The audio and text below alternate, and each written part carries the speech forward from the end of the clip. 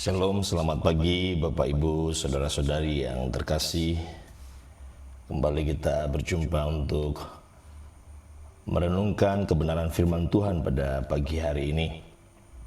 Untuk itu, sebelum kita merenungkan kebenaran firman Tuhan, mari kita tenangkan hati, kita berdoa. Terima kasih Tuhan untuk anugerah-Mu kembali bagi kami pada pagi hari ini. Kami bisa berada di penghujung minggu ini Tuhan. Semua karena anugerah Tuhan. Kami percaya pada hari ini ada anugerah yang terbesar lagi bagi kami Tuhan. Anugerah penyertaan Tuhan, anugerah perlindungan Tuhan, anugerah berkat dan kasih Tuhan yang melimpah dalam hidup kami. Untuk itu, sebelum kami menikmati semuanya itu, kami mau melandaskan kehidupan kami dengan kebenaran firman-Mu. Berbicaralah kepada kami. Kami siap mendengarkan dan merenungkan sabda-Mu Tuhan. Sehingga membawa kami di dalam menjalani hidup yang senantiasa berada di dalam anugerah-Mu. Terpuji nama-Mu ya Tuhan. Di dalam nama Yesus kami membuka hati kami bagi firman-Mu. Amin. Bapak Ibu, Saudara-saudari yang saya kasihi, jemaat Tuhan, secara khusus jemaat Gereja Kristen Perjanjian Baru MDC Teluk Dalam. Pagi ini kita akan kembali merenungkan firman Tuhan yang terambil dari 1 Yohanes pasal yang pertama, ayatnya yang kelima sampai ayatnya yang ketujuh. 1 Yohanes pasal yang pertama, ayat yang kelima sampai ayatnya yang ketujuh. Kita akan baca ayat-ayat di dalam firman Tuhan ini dengan bersuara. Ya, saudara bisa membaca dari rumah, bisa lewat layar atau membuka Alkitab saudara. Dengan demikian kita akan mendengarkan firman Tuhan ini dan iman timbul dari pendengaran akan firman Tuhan. Amin saudara. Mari kita baca 1 Yohanes pasal 1 ayat 5 sampai ayatnya yang ke-7. Dan inilah berita yang telah kami dengar dari Dia dan yang kami sampaikan kepada kamu. Allah adalah terang dan di dalam Dia sama sekali tidak ada kegelapan. Ayat 6. Jika kita katakan bahwa kita beroleh persekutuan dengan Dia, namun kita hidup di dalam kegelapan, kita berdusta dan kita tidak melakukan kebenaran. Tetapi jika kita hidup di dalam terang sama seperti Dia ada di dalam terang, maka kita beroleh persekutuan seorang dengan yang lain. Dan darah Yesus anaknya itu menyucikan kita daripada segala dosa. Saudara, sejauh ini pembacaan firman Tuhan pada pagi hari ini saya memberi topik kita adalah hidup di dalam terang Allah. Kita akan merenungkan bersama apa yang dimaksud hidup di dalam terang Allah. Bukankah Allah adalah terang? Sehingga karena Allah adalah terang, maka ketika kita mempercayai Dia, maka itu artinya apa? Kita akan hidup di dalam Allah yang adalah terang. Bapak Ibu Saudara-saudari yang saya kasihi, orang yang hidup di dalam terang, ya, di dalam terang Allah yang saya maksud saudara, pasti dia akan hidup di dalam damai dengan Allah dan juga dengan sesama. Ya. Pertanyaannya, apakah yang dimaksud hidup di dalam terang dalam nats pembacaan kita pada pagi hari ini? Nah, yang dimaksud hidup di dalam terang di dalam nats ini sudah adalah hidup di dalam kebenaran. Tentu saja kebenaran Allah, ya, karena Allah adalah pemilik kebenaran absolut. Artinya ini adalah sebuah keadaan kehidupan yang merupakan kebalikan dari sikap hidup di dalam kegelapan dosa. Jika kita hidup di dalam kegelapan dosa, berarti kita sedang hidup sebagai seteru Allah.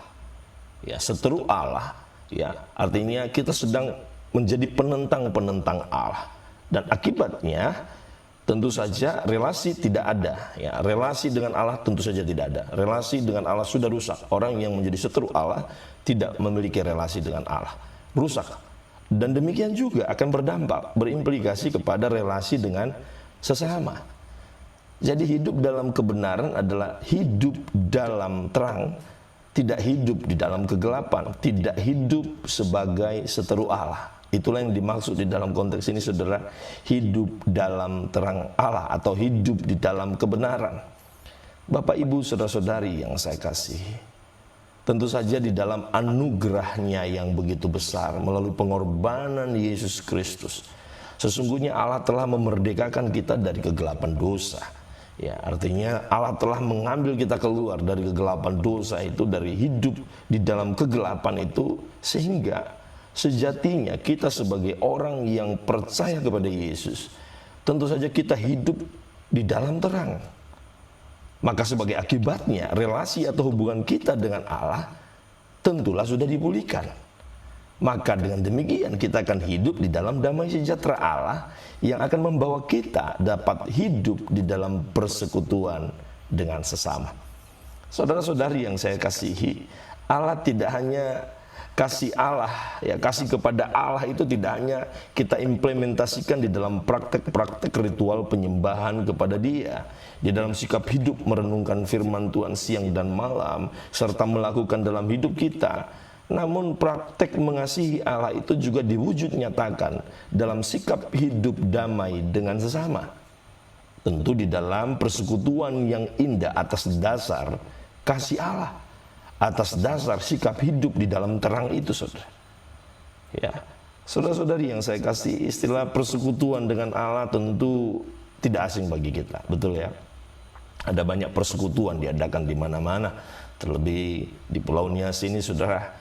Ya, sayangnya aspek persekutuan yang ada kalau kita memperhatikan hanya terbatas pada kesamaan aktivitas ritual, saudara. Hanya berdoa, kalau tidak ya nyanyi-nyanyi saja, kesamaan ritual karena ada di satu tempat yang disepakati bersama dan nanti berkumpul. Hanya sebatas itu, saudara. Bahkan doa-doa yang dipanjatkan pun tidak selalu sama. Kadang berbicara masing-masing berdoa untuk kebutuhan si A, si B, ya kebutuhan sendiri-sendiri. Dan pada umumnya berbicara banyak hal lebih kepada meminta.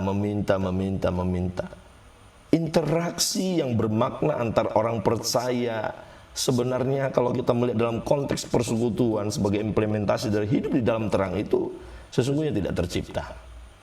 Nah, seharusnya persekutuan orang percaya itu dibangun di atas dasar persekutuan dengan Allah. Ya, itulah yang disampaikan dalam, kalau kita baca ayat ketiga, bahkan di dalam ayat ketujuh tadi dikatakan, apa dikatakan di ayat ketujuh? Tetapi jika kita hidup di dalam terang, ya saya buka di ayat yang ketujuh tadi dikatakan, jika kita hidup di dalam terang sama seperti Dia ada di dalam terang, maka kita beroleh persekutuan seorang dengan yang lain. Dan darah Yesus anaknya itu menyucikan kita daripada segala dosa. Artinya dasar persekutuan kita dengan sesama itu adalah atas dasar ya penyucian kita atas dosa-dosa dan pelanggaran kita. Sehingga persekutuan yang terjalin antar sesama itu sesungguhnya sejatinya persekutuan yang kudus. Persekutuan yang memiliki kualitas ya, yang sama dengan persekutuan dengan Allah, relasi dengan Allah. Inilah yang diuraikan oleh Rasul Paulus kepada kita pada pagi hari ini. Relasi vertikal atau relasi dengan Allah menentukan relasi kita secara horizontal, secara kepada sesama, antar orang percaya. Ya, tak kala dua sisi relasi ini terbangun dengan baik, saudara, baik dengan Allah, ya, pastilah persekutuan itu akan diwarnai dengan sukacita yang penuh. Relasi dengan Allah dan relasi dengan sesama pastilah akan diwarnai dengan sukacita yang penuh. Inilah yang disaksikan oleh Rasul Yohanes, saudara. Saudara-saudari yang terkasih, memang terkadang ironis, ya, terkadang relasi dengan sesama seringkali kalau kita mau jujur, saudara, diwarnai dengan iri hati, diwarnai dengan kekecewaan, diwarnai dengan perseteruan, diwarnai dengan fitnah, diwarnai dengan hal-hal yang sebenarnya itu adalah satu gambaran dari orang yang hidup di dalam kegelapan, bukan orang yang hidup di dalam terang Allah. Ironis memang, saudara. Ya. Terkadang persekutuan orang percaya hari-hari ini tidak ada ketenangan, tidak ada kedamaian, tidak ada sukacita. Kalaupun mereka bersekutu, ya dalam konteks bersekutu, itu karena kesepakatan ritual bersama saja. Ya karena sudah terjadwal, ya karena memang akan ada hari persekutuan dan seterusnya. Kenapa hal ini bisa terjadi? Karena kualitas relasi dengan Allah itu buruk, saudara. Kualitas relasi dengan Allah, dengan Tuhan itu tidak bagus, buruk, rusak. Entah sebagian orang memang belum bertobat, saya tidak tahu, saudara, dan mungkin tidak memiliki relasi yang baik dengan Allah. Atau bahkan juga mungkin mereka tidak memiliki konsep yang benar tentang Allah di dalam hidup mereka. Inilah yang diuraikan oleh Rasul Paulus kemudian di dalam ayat yang ke-5 sampai ayat ke-7 ini. Mengingatkan kita kembali pada pagi hari ini bahwa Allah adalah terang. Dan kalau Allah adalah terang, maka kita harus memiliki sikap hidup orang-orang yang hidup di dalam terang. Bapak, Ibu, saudara-saudari yang saya kasihi, pengenalan akan Tuhan, pengenalan akan Allah, ya, memainkan peranan penting di dalam kehidupan kita sesungguhnya. Amin, saudara. Seharusnya memainkan peranan penting dalam kehidupan kita sebagai orang percaya dan orang yang berkata beriman kepada Yesus, saudara. Pengenalan ini, saudara, ya, seibarat sebuah lensa, ya, seperti lensa yang saya pakai ini, kacamata, yang memampukan kita bisa melihat dengan baik, dengan jelas segala sesuatu dalam sebuah cara pandang, dalam sebuah penglihatan atau dalam sebuah perspektif cara pandang yang benar.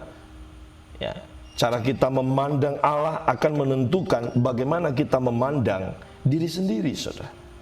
Bagaimana kita memandang orang lain dan segala sesuatu yang ada di dalam kehidupan kita.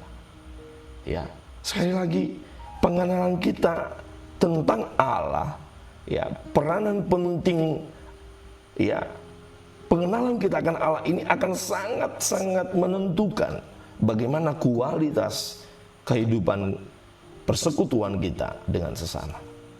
Bapak, Ibu, saudara-saudari yang saya kasihi, di dalam ayat-ayat ini Yohanes mengajarkan bahwa Allah adalah terang. Ungkapan ini jelas bermakna memang simbolis, ya, sangat simbolis. Terang melambangkan segala sesuatu yang baik tentu saja. Ya, terang berbicara tentang segala sesuatu yang terlihat dengan jelas, tidak ada kepalsuan, apa adanya, tampil apa adanya, tidak ada sesuatu yang buruk, tidak ada yang disembunyikan, semua baik, transparan, ya, terbuka, saudara. Ya, Rasul Yohanes tampaknya bukan hanya menyatakan kebenaran ini, tetapi dia juga ingin memberikan penekanan atau satu penekanan yang jelas tentang makna daripada terang ini, saudara. Ya, dengan dia berkata, dan inilah berita yang kami dengar dari dia. Ya, ada satu berita tentang bahwa Allah adalah terang, itu sangat penting, saudara. Karena ini berbicara tentang sebuah pengalaman relasi dengan Allah. Ya, ini yang disampaikan oleh Yohanes. Ini bukan karangan pemikirannya sendiri, saudara. Ya, tetapi dia menerima impresi itu langsung dari Allah, saudara. Ya, ketika dia kemudian menambahkan di dalam ayat yang ke-5 ini, sudah dikatakan di dalam dia sama sekali tidak ada kegelapan. Inilah esensi pentingnya terang itu, saudara. Artinya kalau Allah adalah terang, memang itu simbolis terang. Artinya apa? Di sana itu tidak ada lagi kegelapan. Apakah tidak cukup dia mengatakan bahwa Allah adalah terang? Bukankah kita sudah mengetahui bahwa kalau terang dalam diri Allah itu pastilah terang yang sempurna? Kan tidak perlu lagi menekankan dengan berkata di dalam dia sama sekali tidak ada kegelapan. Namun ini kemudian menjadi penting pernyataan Yohanes ini, saudara, karena dia ingin menegaskan bahwa terang dan gelap bersifat bertolak belakang. Terang pasti meniadakan kegelapan. Artinya apa? Terang itu ketiadaan kegelapan. Bapak, Ibu, saudari yang saya kasih, ini sangat penting, saudara. Kalau kita berkata kita berada di dalam terang Allah, itu berarti kita berada di dalam ketiadaan kegelapan, ketiadaan dosa, ketiadaan iri hati, fitnah, dan segala macam. Ya. Ini bukan kita sedang memikirkan sebuah situasi yang kita pikir cocok buat saya, atau kurang cocok buat saya. Bukan, saudara. Ini bukan soal memilih, tetapi ini sebuah keharusan, saudara. Kalau kita berkata kita sebagai orang percaya, maka kita harus hidup di dalam terang itu, hidup di dalam Allah. Saudara, ini bukan soal perpaduan sebuah situasi antara terang dan gelap sehingga muncullah remang-remang. Bukan, saudara.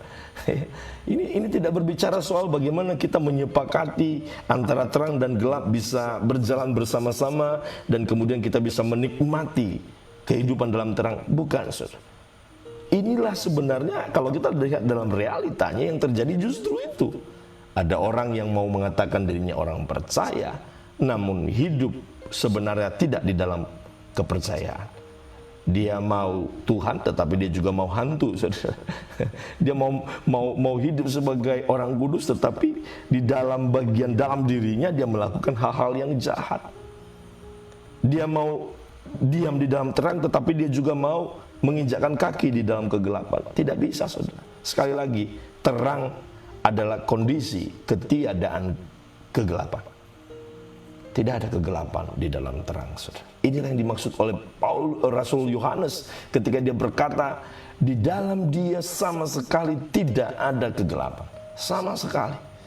Bapak, Ibu, saudara-saudari yang saya kasih, pagi ini kita harus memiliki pemahaman yang benar bahwa jika Allah ada di pihak terang dan orang-orang tertentu di pihak kegelapan, bagaimana mungkin kita bisa mengklaim bahwa kita memiliki persekutuan dengan Allah? Bukankah persekutuan itu harus berada di tempat yang sama? Kalau kita mengatakan saya sedang bersekutu dengan sesama, maka itu sesungguhnya sejatinya kita sedang bersekutu dengan Allah. Sekali lagi, terang dan kegelapan tidak mungkin bersatu. Terang akan meniadakan kegelapan. Itulah makna lain daripada ketika kita sebagai orang-orang percaya, sebagai anak-anak terang. Maka ketika kita di tengah-tengah dunia yang penuh dengan kegelapan, dimanapun kita berada, kita akan menjadi terang yang meniadakan kegelapan. Bukan justru sebaliknya.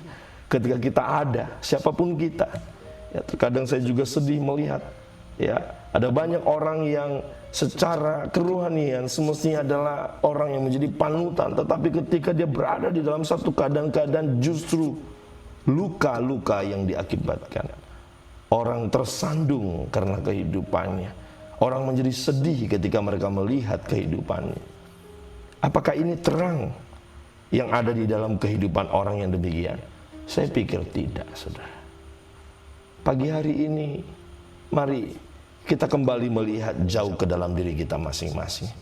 Apakah kita sungguh-sungguh telah hidup dan menghidupi terang Allah yang sesungguhnya ini? Rasul Yohanes mengutarakan sekali lagi bahwa kalau kita hidup di dalam terang Allah ini, kita akan mendapatkan dua relasi yang indah, saudara. Relasi yang harmonis atau persekutuan, saudara. Bagi kita yang hidup di dalam terang, yang pertama kita akan mendapatkan relasi yang harmonis dengan Allah. Relasi yang indah dengan Allah.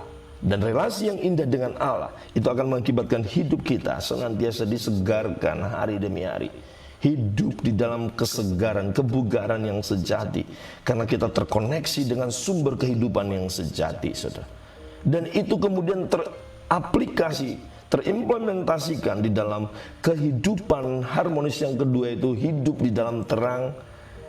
Ketika kita hidup di dalam relasi yang harmonis dengan sesama, kita akan menjadi pendamai, kita akan menjadi orang-orang yang membawa sukacita, kita akan menjadi pemberita-pemberita kebenaran Allah. Dimanapun kita berada, kita menjadi berkat. Tidak hanya kepada orang-orang tertentu yang kita sukai, kita jadi berkat. Namun kepada orang-orang kita tidak sukai pun, ketika kita hadir, mereka akan kemudian berubah hidupnya. Ketika mereka melihat perubahan kehidupan kita, ketika mereka melihat terang yang ada di dalam diri kita. Bapak, Ibu, saudara-saudari yang saya kasih, sebagai orang percaya, ya tentu kita dapat sangat amat dapat mengalami kedua relasi ini. Hanya oleh karena anugerah dan kasih karunia yang Allah berikan, yang Allah telah izinkan kita bisa raih melalui apa saudara? Penebusan Yesus di kayu salib. Ya, Yesus telah menyucikan kita, Yesus telah memerdekakan kita dari segala dosa dan pelanggaran kita. Itulah sebabnya pada pagi hari ini, bagi siapapun kita yang mungkin sudah mempercayai Yesus, menerima Dia, namun belum sungguh-sungguh menjadikan Dia Tuhan di dalam hidupnya, terbukti daripada masih mau hidup di dalam kegelapan. Ketika kita masih melakukan perbuatan-perbuatan dosa, itu artinya apa? Kita belum sungguh-sungguh hidup di dalam keselamatan yang diberikan oleh Yesus. Pagi hari ini dengar baik firman Tuhan. Ayo, ambil keputusan. Jadikan Dia sebagai Tuhan satu-satunya. Allah yang adalah terang, yang engkau harus tinggal di dalamnya, engkau harus hidup di dalamnya. Dan ketika engkau hidup dan tinggal di dalam terang Allah itu, maka itu artinya engkau tidak boleh lagi hidup di dalam kegelapan. Engkau tidak lagi boleh hidup di dalam perbuatan-perbuatan dosa yang akan membuat relasi kita dengan Allah terganggu. Pagi ini, biarlah kiranya firman Tuhan yang kita dengarkan terus meneguhkan dan menguatkan kita untuk bisa menjalani kehidupan di sepanjang hari ini. Tentu saja di dalam terang Allah yang sempurna. Tuhan Yesus memberkati. Mari kita tenangkan hati kembali, berdoa bersyukur atas firman Tuhan. Terima kasih Tuhan untuk firman-Mu pada pagi hari ini. Anugerah-Mu begitu melimpah di dalam kehidupan kami. Pagi hari ini kami percaya Tuhan, terang Allah yang sesungguhnya adalah tujuan hidup kami. Karena terang Allah lah yang akan membawa kami melihat kebaikan, kemurahan, pertolongan Tuhan di sepanjang hidup kami. Terima kasih untuk firman-Mu pada pagi hari ini Tuhan. Telah meneguhkan kami, mengingatkan kami kembali bahwa persekutuan kepada sesama adalah aplikasi atau implementasi gambaran daripada relasi kami dengan Allah.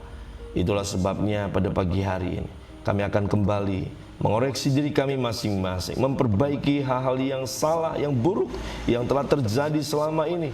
Kami mau tinggalkan semua perbuatan dosa yang hanya akan merusak relasi kami dengan-Mu Tuhan. Dan pada pagi hari ini kami memohon kemurahan-Mu, kami memohon pertolongan-Mu. Biarlah kiranya Roh Kudus-Mu masuk ke dalam hidup kami, memenuhi kehidupan kami, akal, pikiran kami, kehendak kami, tindakan kami. Roh yang baru Engkau berikan Tuhan, sehingga kami bisa menghidupi terang-Mu. Apapun harga yang harus kami bayar, kami mau hidup di dalam terang Allah. Karena kami tahu terang Allah adalah tempat yang sejati, yang seharusnya menjadi tujuan hidup kami. Terima kasih Tuhan, berkati setiap umat-Mu dimanapun mereka berada. Biarlah terang firman Tuhan menyinari dan menerangi kehidupan kami sekalian. Terpuji nama Tuhan Yesus. Di dalam nama Yesus kami berdoa dan mengucap syukur atas firman-Mu pada pagi hari ini. Amin. Bapak Ibu saudara-saudari yang saya kasihi, demikianlah firman Tuhan bagi kita pada pagi hari ini. Dan kiranya firman Tuhan ini terus menguatkan dan meneguhkan kita untuk menjalani sepanjang akhir minggu ini. Dan sekali lagi saya ucapkan selamat berakhir pekan, selamat menyiapkan diri untuk mempersiapkan ibadah esok hari, secara khusus untuk gereja GKPB Teluk Dalam. Melalui ini saya sampaikan besok kita akan ibadah secara onsite ya, pada pukul 10 siang di GKPB Teluk Dalam, Jalan Sudirman di samping Swalayan SBK. Mari beribadah bersama setiap umat Tuhan yang ada di sekitar kota Teluk Dalam. Kita akan tetap melakukan ibadah dengan protokol kesehatan yang ketat. Tuhan Yesus memberkati. Shalom.